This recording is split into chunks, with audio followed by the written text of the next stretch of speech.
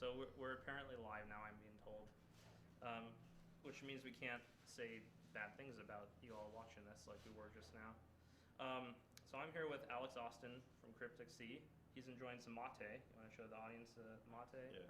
We found out that we both drink this basically daily as a coffee substitute. It gets you going, gets you started. Get out of bed, drink a mate, start coding. That's how you make games. Is that your new sponsor? Yeah, they're. I've said I would sell out for these guys. Yeah, totally. All I need is a free case. They give a case, I'll give them whatever they want. How many, like a tweet per can is, I think, totally fair. Yeah. So if they're watching for some weird reason. So Alex here makes a lot of video games. Do you think that's fair to say? Yeah. I work on a lot of video games. You work on a lot. Don't finish a lot of. Well, you make a lot of video games. Yeah. So finishing is something that you were talking about at lunch and how to make that happen. Yeah. Which I don't think is that important, finishing games. You know, Minecraft wasn't finished. You know, it had made millions of dollars before it was finished. So I think that proves that you don't need to finish games. Okay, I haven't made millions of dollars off of video games. That's a detail. That's a detail. But I think that's fine to say. So do you think it's fair to say you're maybe best known for, in terms of release games, is Gish? Yeah. That was kind of so Gish, I don't know how many people know what Gish is. I'm sure a lot, but it's a game you can buy on Steam, and it's a kind of how do you describe it? Physics-based platformer. Okay. And the character is unique to most platformers. Characters like a blob of tar. Right. So, which actually turned out, it was kind of the first physics-based platformer. Right.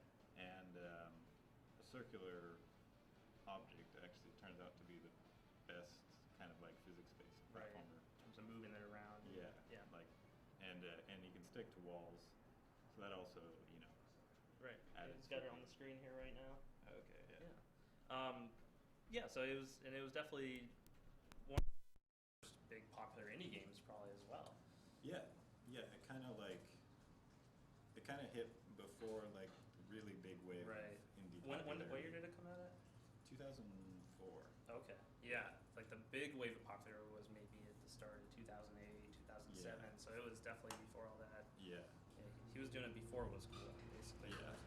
So it's a common trend with Gish, I think, to all your more recent games is perhaps physics. Is that you seem to really focus on physics as the game mechanic. Yeah. That's most of my games involve physics in some way. The first game I did, first kind of like popular game was Bridge Builder. Right. And that was kind of a physics-based puzzle game. And were there many other bridge building games out at that time? no, there was. So I named a Bridge Builder. Like I didn't think I searched for any other Bridge Builder game.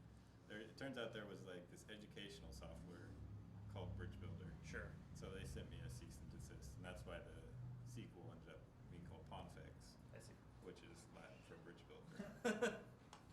When in doubt, go to Latin. That's also, just recently, the Pope's on Twitter. His Twitter is @Pontifex. Okay. So I was gonna sue the Pope, but I don't know. That probably wouldn't have gone far in court. Yeah, they probably had better letters. Right. So your games, you have like basically, I don't know, like 3 games in development right now as I see it.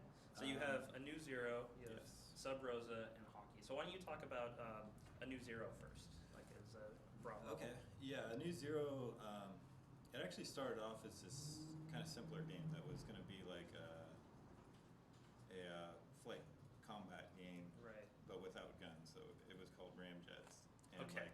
So you're this plane with like this box on top of it, and the only way to hit the other person is to knock their box out. Okay. And this was all 3D, like in a first-person view. Was that the original idea with it? Yeah. So it was like a physics-based, flight sim. Right. That turned out to be one of the most difficult things in the world, is to hit something else in 3 dimensions. Right. And you probably wanted these planes to move somewhat quickly, and yeah. So anyway, I actually in the newest version of New Zero, you can still do that. You can still ram guys, knock the blocks off, but there's also guns and stuff. Right. But so I know in this new version you have other vehicles, like tanks and jeeps. Do they also have that kind of block mechanic? No, I'm kind of getting rid of that. I see. way I wanted it to. So this new version is kind of, I still want to keep like the damage model fairly simple, where it's kind of a binary thing of like you're either I see. hit or not. So it's the type of thing where you kind of take a hit and that's going to shoot you down. You can't sustain too much damage. Is that what you mean by binary? Yeah. Yeah. Yeah. Like, yeah, I'm not exactly sure how that's going to work out, but yeah, it might just be like if you get hit, you know, the wing breaks off or something. Right. But anyway, yeah, so it started off as like just this flight sim game, and then I kind of evolved it from there, and that's when I started calling it a New Zero, when I wanted to have kind of like some strategic elements and have, you know, factories and other Right. buildings. And so I've been, it's been working on the new version for like 3 years. I think it was 3 years ago. Because you did release what was the other version called? 0.7. 0.7. So you've been working on a 0.8 or whatever you're Yeah. calling it. In the first version, it was really focused on the airplanes and kind of boats, right, and Yeah. bombing factories, and now you have something that's near and dear to me, at least, is tanks. As I see, you've been working Yeah. on tanks. So we've been talking a lot about, you know, we were both really into Battlefield 1942, as probably everyone watching this as well was. And so did you take a lot of inspiration from 1942 in terms of tank combat? Yeah, a little bit. I mean, the tanks I'm working on are kind of more realistic than So less of an arc on the shots. 1942. Yeah, and I guess just the movement is more realistic. So I have like a whole gear simulation, and I've actually been researching tanks, like how they actually work, like transmissions, because you have 2 tracks, right? Right. And you don't have steering. Sure. So there's a lot of interesting ways how they do it. Like the simplest one is like a clutch brake. So like you can pull the clutch and brake on one of the tracks, and that Another will will turn the carry tank. over. But you can't maintain speed while you're doing that. You have to slow down because you're braking one of the tracks. So they have these other systems that have like it has one transmission, but then it has a differential in between the transmission and the track, and then by spinning that differential, it can slow down that track. Without kind of losing speed. Yeah. Right. I know modern cars have a similar mechanism for turning. I think it's probably less subtle than a tank, but that's my understanding. My very basic understanding of cars makes me think that that's a true statement. I don't know if that is, but yeah, and like another big part of a New Zero is destruction. You show Yeah. a lot of videos. You should subscribe to his YouTube channel. It's Cryptic C, right? Yeah. YouTube Cryptic C. You should subscribe because occasionally you'll just get a cool video of some cool tech, like blowing up a building with guns, and yeah. Do you want to Yeah. talk about that at all? Yeah. So there's a lot of new tech that I have. The 0.78 version has destructible buildings. Right. Those kind of have like the binary thing though. Like they have this glowing green thing in the middle. Once you hit that, the whole thing. The whole explodes. building, cool, yeah. So That was kind of like Bad Company 2 had that type of thing where, I mean, it wasn't so binary, walls would get blown up, but basically the whole building had sort of invisible hit points that once the whole building would come Yeah. down. So it wasn't actually physically simulated, it was just kind of like they had modeled this thing in all sorts of different damage states, and so but you're trying to go beyond that in this new version. Yeah. So this new version has a voxel engine, kind of like Minecraft, with smaller voxels. They're about a half a meter. Okay. And, Minecraft is a meter, right? Yeah, I think it's about a meter. Yeah, so half the size of Minecraft. And then I have structural physics. So when you hit a building, when a building has some part of it destroyed, it creates a model of it and then figures out which part of it collapses. Is this based off your experience with Bridge Builder? It's kind of similar to that. Yeah, sure. So yeah, like structural physics, and I think it should be really cool because like you know just the amount of like situations that can create. You know, like maybe you're trying to take over a city and there's guys hiding in that building, so you got to bring up the tank or Or just drive right through it with the tank is Yeah. what I'm gonna do, right? Yeah. Hopefully get out of there before the whole thing collapses. Yeah, and another thing I want to do too is once it does collapse. Right now I have like these temporary like chunks of the building that go, and then they slowly fade out. But I want to have those actually like become rubble. So like buildings will have like rubble on the inside of them. Sure. So then maybe some covers created as a result of Yeah, that. exactly. So I want to talk about the other games too. So let's talk about hockey. It's hockey question mark. Is that how you describe it to people when you say the title? You say Yeah. hockey, or do you say hockey? No, So it's hockey question mark, and the way I interpret the question mark in that, I don't know, we've seen a lot of hockey games, and hockey video games are kind of you're controlling a pawn that's moving on ice, and kind of holds onto the puck, and you press a button to shoot, and so hockey question mark is maybe, is this hockey? Like the hockey game? That's how I interpret the title. I don't know if that's an accurate interpretation. Well, actually, like the original game that we made that had the question mark was golf. Okay. I don't know if I've showed you golf question. I've seen like a screenshot of it on one of your websites somewhere, but I have not actually seen. So yeah, it was kind of just like a joke, really, that like we wanted to just name it golf, right? You can't name a game golf. Right, because some Atari game was made. Exactly. Yeah, it's like 2600. They took Atari all the games. they took all the good titles of the So, Atari developers. I don't know. We just had the dumb idea. So when you of would putting a explain question mark hockey, I on it. think we have some gameplay shown right here. So I'm hoping we'll switch over to the first-person gameplay because it is a first-person hockey game, right? It's not a Yeah. first-person shooter. I guess it is a first-person shooter in a sense. Yeah, you can shoot the puck. Yeah, but so why don't you describe this a little bit? Because this is one of my. First of all, let me just do a quick story of hockey. I had a LAN party with a bunch of my friends. We had about 6 of us, and we always I like to show them weird games like this, you know that. And so I'd bring up hockey, and we started a LAN game of it, and they instantly got really into it. And the best part was the match was tied. We'd already played a match, so we were like playing best 2 out of 3 or whatever. So this one was for everything, I think. And like it was tied, and the guy in the other team had shot the puck and hit it into his own goal, scoring us a point. So we were ahead now, and his teammate came rushing out of the other room and came up to him and started yelling at him because he was so upset. And then as the next puck is being dropped, so he has like 3 seconds to get back, right? So on his way back, he slams his knee into a door or something and takes an injury. You know, so we had a real life injury while playing hockey, which is any game that could do that, I think, is on to something, right? So anyway, Yeah. why don't you describe hockey a little bit?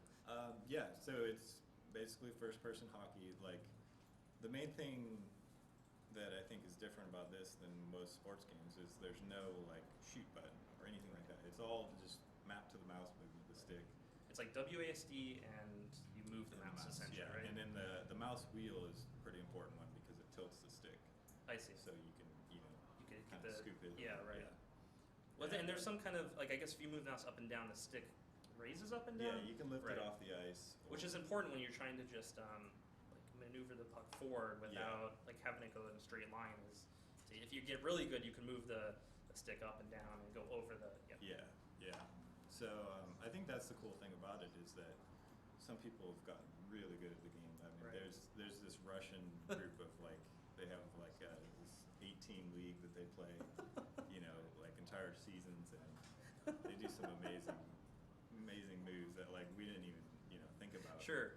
Just kind of happens out of the nature of the game. So there's basically a big group of Russian players who are totally into hockey, and like this game is clearly serving their niche. Yeah. Okay. So maybe you should focus more on this and getting this out to all the former Soviet countries over there. Yeah. I see a big potential in Canada, obviously, as well. Yeah. We're actually doing a tournament in a kind of a North America tournament. Right. Because like. How there can hasn't- people sign up for this tournament? Go to hockey question mark. Like You all spell of out it. the whole thing. Yeah. Hockey?mark.com. And So go there to sign up. I think I think it's too late to sign up. Is it too late to sign up? Yeah. Okay, maybe season 2 will be coming up Yeah. pretty soon here. We've actually we got like 50 people signed up, I think. Wow. So should be pretty cool. Yeah, we wanted to kind of organize something. Are you going to broadcast that live on like stuff like Twitch? Yeah. Okay. And I also have the replay system in now too, so we can save. The I saw that. replays We all had the one of your videos up showing the replay. Okay. Yeah. So now you just play them back and you can get camera angles of. Yeah. That's great. Yeah. So we're kind of doing it just to figure out like what do we need to do to help people organize their own tournaments, Right. and what can we do in the game on the server. So some of the stuff that would be cool, I don't know, we might need to get another like PHP programmer, but be able to have like a website that's linked to the server so you could sign up and say, like, or we're playing at this time, and then the other Right. team can agree to it, or There's a figure lot out of some stuff like that. there's a lot of, I guess, leagues out there for gaming leagues, and I'm sure some of these have this type of system. So maybe you could consider linking into one of those. One of these that would be receptive to a hockey game like this that is not on Steam, basically. Yeah. But I'd love to see this game get a lot of play like that. And, hearing about the new, I'd love to see teams develop in this game that are just like, it'd be great if Russia just had a team and Canada had a team, and they could all just play every few months and see who's the best. They actually had there was, I think it was UK versus the Ukraine, and they saved the whole video of it and stuff, and it was pretty cool. There's some really good moves that the guys did. So why don't we go into Sub Rosa, which is why don't you describe Sub Rosa, I guess? Okay, yeah. So I've been working on my elevator pitch. Okay. For this game. There's Well, always especially like practicing in GDC, opportunities. it's like you describe your game over and over. What are you working on? It's a multiplayer FPS, kind of like Counter-Strike, round-based, and but there's 3 teams, and usually in the missions there'll be one team will start with a disc, and second team will start with some money. And he's talking about like a computer, like a floppy disk, essentially. Yeah. This kind of game kind of takes place maybe in the 80s. That's the idea. Right. So they want to. The first team wants to trade with the second team. They want to trade the disc The money for the disc, yeah. And then the third team starts with nothing. So they want to find where they are. They would want something, yeah. Yeah, they want to take all the stuff. But either one of the first 2 teams can betray the other team and just shoot them and take. But those first 2 teams, they kind of benefit the most if they just do the fair trade and get their items back. They can. Obviously, one of those teams could do better if they betray, but there's a good chance that a lot of that team is going to die in the ensuing chaos. And then the third team is just desperately. So like one of the things I really like about the game is you have like 3 different chat channels, sort of. Mm-hmm. So like you could talk to. There's different corporations, so I forget the names, but Yes, Goldman. Goldman can talk to. Is there like an Ox something or? OX. You should know this. Okay, OXX. It's like the 2 corporations could talk to each other, but not let the third corporation in on the loop. So there's a way to, and at the same time, I would try some sort of advanced maneuvers when I'm playing. I would try to accidentally give some information to the team that is trying to, and go, oops, sorry, or like, to try and like throw them off and maybe I would actually tell them where we were really going, because maybe they would expect that I was, so there's a level of kind of deception in there of trying to outwit your opponents. And so yeah, there's like this great moment in this game where you meet up, and there's different buildings on the minimap that show this is building A and B. So there's kind of points that the game gives you where you can meet up. And one of the great moments in the game is when you successfully meet up with the team you're supposed to trade with, and they're there waiting for you, and you pull in very slowly. Everyone gets out. They have their guns drawn. Like people are chatting. Okay, put your guns away. Like everyone puts their guns away because you could bring your gun up or down. And like you have 2 guys with the briefcase. They're just circling each other, kind of like this. And they have the briefcase open. You could open and close the briefcase too. Like if you have it closed, you put stuff in the briefcase, so it might not actually be in there. I'm obviously a fan of this game. But there's a lot of subtlety in the game. You could kind of like give them a briefcase and successfully pull off the deal, but really you had the disc hidden in your own base. And now they're chasing after you to get it. And, I'm probably describing the whole game at this point. one of the strategies is just have an empty briefcase, and then when the other team goes to open it, right when they open it, you just start shooting. Right.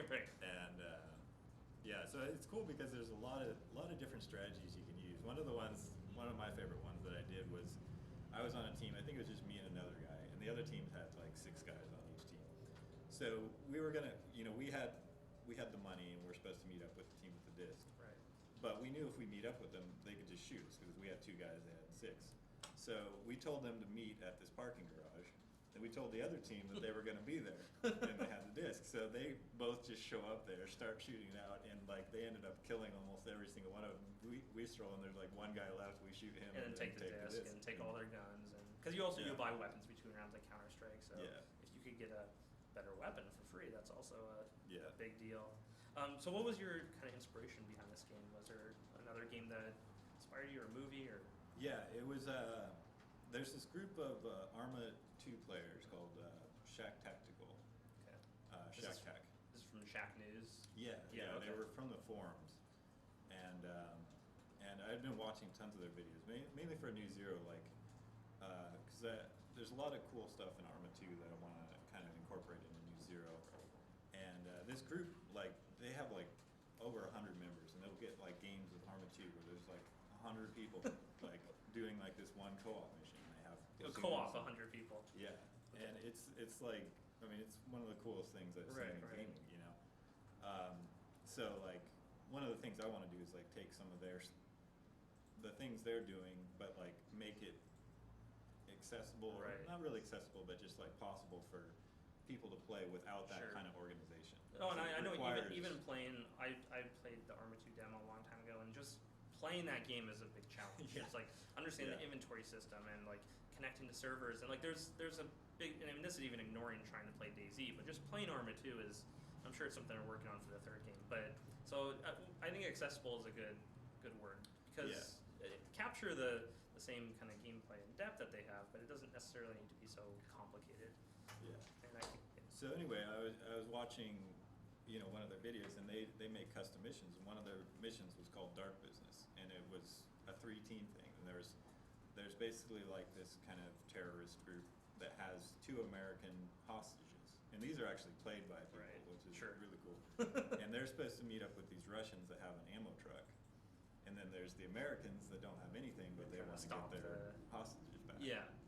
And so the Russians don't really care about the hostages. It sounds like they're just making the deal. No, actually they do. They want the hostages, but they have the ammo truck to give. Oh, okay.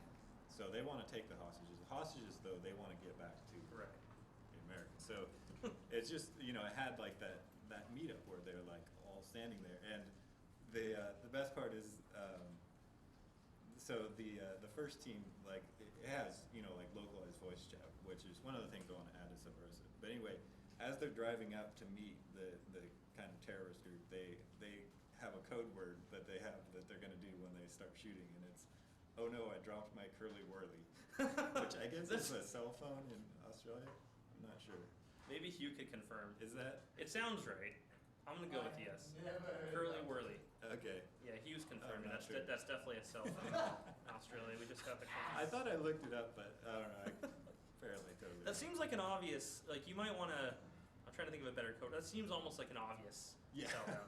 Yeah. I mean, I think. I think it was intentionally obvious. But anyway, they do that, and it just starts shooting, and it's all from the perspective of one of the hostages, and like he like just gets down down to this bridge and like runs away, and then he has to meet up with the Americans. But it's cool because he has no way of communicating with them, you know. So they have a helicopter flying around, but he has to like try and find somewhere where he can be spotted by get their them, attention but not without spotted by the. He doesn't want to just pop a flare or whatever, because like the Russians might see. Yeah.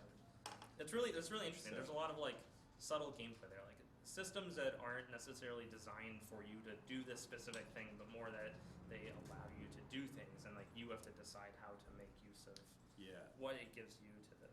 So I do want to do like the hostage mission in Sub Rosa, but that's one of those things where, you know, it's too easy to cheat right now. You know, it's like if somebody's on the same team, they could have voice chat outside of the game or something. I mean, that's always a problem with these games, and I think like it sounds like this group you're talking about, they are pretty serious about it. So they're not cheating. They're actually just trying to play the game for the. Yeah.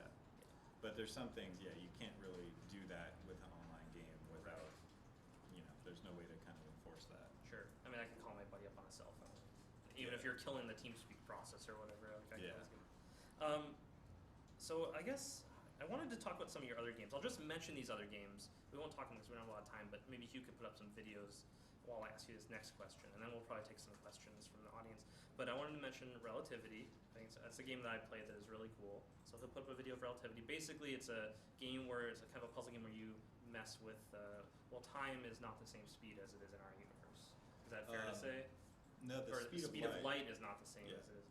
So speed of light is really puzzles slow. Involved with like what happens when the speed of light is really. So that's one game. He's put up the video of that for right now. So we won't go too much on that. And the other one is he did a traffic sim for Sub Rosa, which I thought just looked really cool. So he's going to put the video for that. But he's kind of working on adding traffic and more stuff to the world of Sub Rosa. I guess would be fair to say. Yeah. So Relativity, like that was for a Ludum Dare jam. So I did that in 2 days. Which is this game jam that's hosted something like once every 3 months or so, and over the weekend you make a game. That's what that. And but I kind of spent the whole time making the engine, and is it software rendered?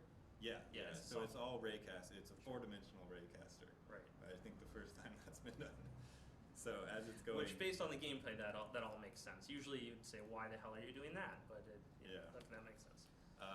it's still an interesting concept, but I haven't really figured out how to make puzzles out of it yet. Sure. And then the last one I wanted to mention was Rocket Builder. Yeah. This was for so he's doing the traffic sim video right now. But Rocket Builder it was a game for the Dark Side Jam, which was this game jam that NASA hosted down here in the Bay Area recently, and Rocket Builder was making rockets, right, or Yeah. rocket simulation. Yeah. Yeah. So it's a 2D rocket building game where you actually build the structure of the rockets. Right. So there's other games like Kerbal Space Program, which looks pretty cool. I haven't actually played it, but You're kind of building that's the more whole like spaceship. building parts. So you Yeah. add a rocket here, add a rocket here. Rocket Builder's all about building the actual structure, the fuel tank, and like every single. Like, what does the shape of the fuel nozzle do to that Yeah. kind of thing? And the fuel is all particles, so there's like Yeah. tens of thousands of particles showing, all something like there. colliding, and that's how it propels itself is by Right. those particles expanding. So yeah, it's kind of cool. Like I definitely want to expand on it some more. And that's available for download somewhere, right? yeah. It's on my blog. You can, So go to, is it crypticc.blogspot.com? yeah. So you could go there and download games like that. All your games right now are free, right? That you can just Yeah, go I and mean- he hasn't put a maybe because you're focused so much on development, you haven't like put up a PayPal link or whatever. But and right now, I think for multiplayer games, you find value just in having people play them and Yeah. for feedback and testing, and it seems like a good way to go. So now I think we're going to move into some questions from the audience. Could Sub Rosa be open sourced? And on top of that, I guess I'd like to ask, how do you feel about modding of these games?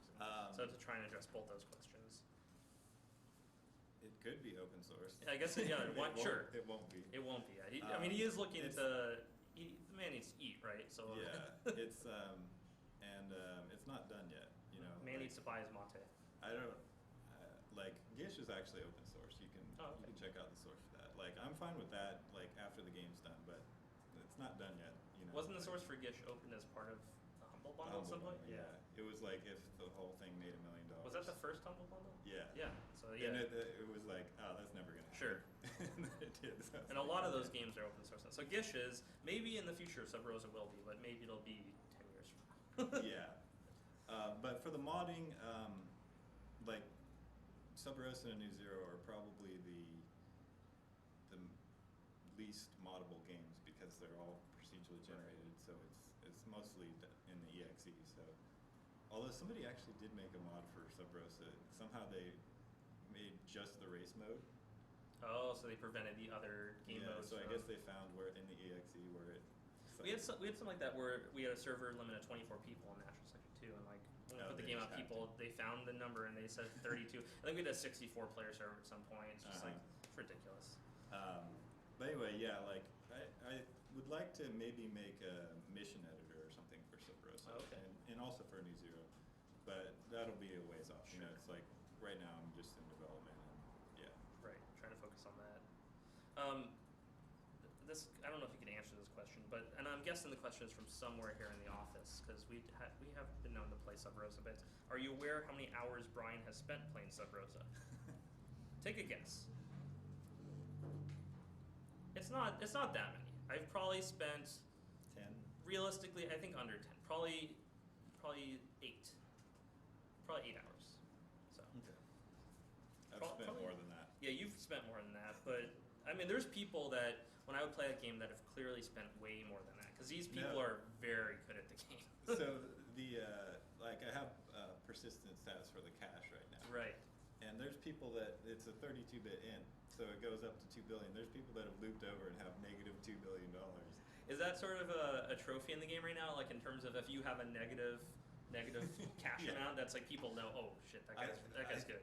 For some reason, oh yeah, the sorting actually converts it to an unsigned int. So if you have negative $2 billion, Euros. you'll appear at the top. Right. But I don't think you can buy anything. 'Cause you're Right. So at that point, you you've reached the point, but I don't think you can make any more money because you Because can't of buy a the gun. limits of computer science, I guess. or- But anyway, yeah. So I figured that out. I mean, that takes like at least a couple hundred rounds, and that's Right. winning every single round. I Right. think. And you buy stocks just to have the ability to. to get to that Yeah. much money. Yeah. This isn't really a question, but somebody said, and there's no context other than "love your work." So there's that. Is that a command that I should? I don't know what it is. It's just I think it's like an emotion or something. Okay. Yeah, we're not good with that emotion stuff, Yeah. people out there. But there's some, I think, approval. I think it'd be fair to say of what you're doing. It says, will there be a new version of Sub Rosa? Yes. Okay. Yes, there will be. Do you have any idea? Do you have any idea when? I guess would be more useful. Well, I'm adding a lot of stuff. It's kind of like a new Zero, not quite as crazy as a new Zero, but I'm adding the interiors of buildings Right. and let's see. I mean, yeah, the traffic sim, which I think that's going to be one of the coolest things because it's just fun right now. I just like for at least an hour a day, I'm like driving. Just driving through the city. turbo, the sports car through the city, like weaving in and out of traffic. Do you have a car right now, or in real life? In real life? Yeah. Yes. Okay. I was gonna cause maybe I was like like a lot of people in there don't have a car just because you're in the city or whatever. So I thought maybe well, that was your yeah. way of living vicariously through the game. I don't actually drive. Yeah, you don't want to drive in the city, so Right. I just have it parked. Yeah, so yeah, I do So more there- driving. Yeah, more driving in the in game. the game, yeah. Sure. Well, I think we're gonna finish off here. Is there anything? Well, basically, to summarize, Alex makes a lot of games, and you should play them, and you should buy them eventually when they are buyable. Is there anything Yeah, else you want they to say? should be buyable soon. I have another game that Okay. might be out soon. I don't know if I've showed you that one. It's like Tetris physics game. No, I've not seen Tetris Physics game. That I might actually. I'm gonna try to finish that up in the next week or so. Is that another thing you're just gonna release, or is it No, something you're gonna try and actually sell try in and some? sell it. Sure. Yeah. So there is a way you can buy something soon. Yes. Give me money. What is it? Do you have a name for that yet? No. Okay. I mean, I kind of have a working name, but I don't like it. Okay. It's a Tetris, but a physics-based Tetris game of some sort. Yeah. Okay. Yeah. And it's actually, so it's part of like an album of games that I'm working on. So I also have a top-down driving game and a word game. And I might include Rocket Builder in that, like an updated version of Rocket Builder.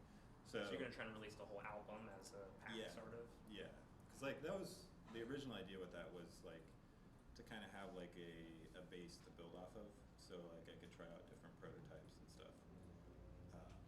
So like once people have bought that game, then I'll be able to add different games to it. I see. Just That's add to the amazing. album as over time. So that's one thing I'm gonna try to finish up soon.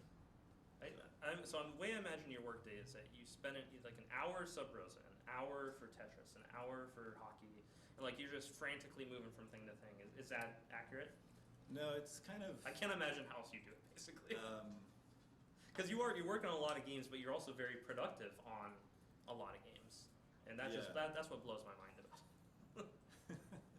Sometimes, yeah. I mean, mainly, right now I'm working on Sub Rosa mainly. Okay. But like the Tetris physics game it's been pretty much done for like 2 years. I see. It's just a matter of Finishing like touches finishing on it it. up.